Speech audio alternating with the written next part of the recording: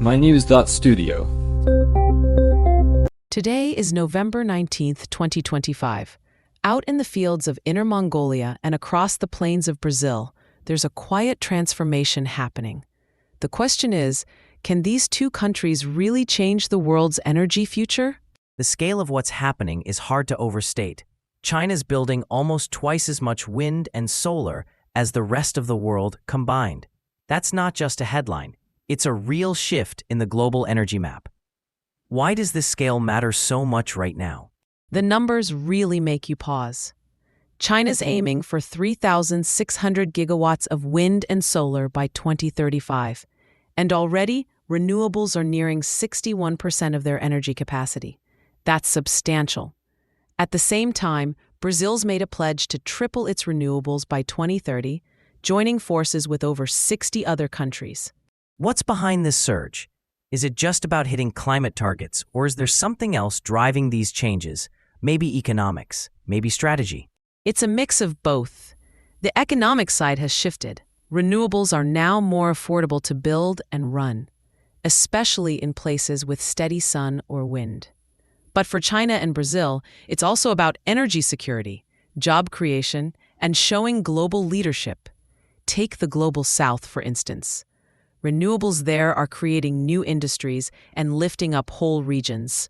But renewables bring their own set of problems, like intermittency, grid pressure, storage. How are China and Brazil working through those technical challenges? China's responding with a big push on grid upgrades and storage. By 2027, they're targeting 180 gigawatts of new storage. Think batteries and pumped hydro to manage the ups and downs of wind and solar. Brazil's approach is a bit different.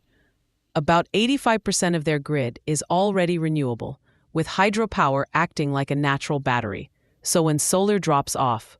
Wait, so hydropower basically fills in when solar and wind aren't producing enough? Exactly. When the sun isn't shining, the rivers keep the grid running. It's a natural backup that helps smooth out supply. That's a smart setup. But you need strong policies for this kind of scale-up, right? How are they managing the policy side? Right. China has auction-based pricing and clear national targets.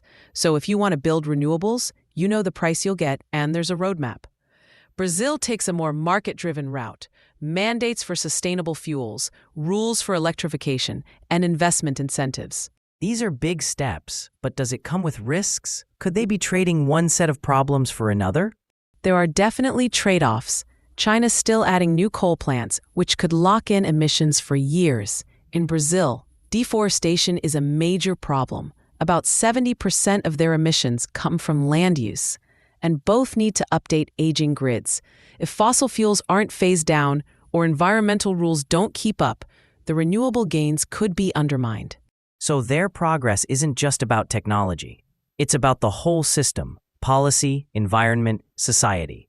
Exactly. That's why this is such an important story. If China and Brazil can work through these issues, they show the world that rapid, large-scale transitions are possible and profitable. That example matters. And this is about more than climate. We're talking energy security, new jobs, even changing global relationships. If countries in the Global South leapfrog fossil fuels, does that shift global power? It could. We're seeing influence shift, not just in electricity, but in who sets the rules for the next energy era.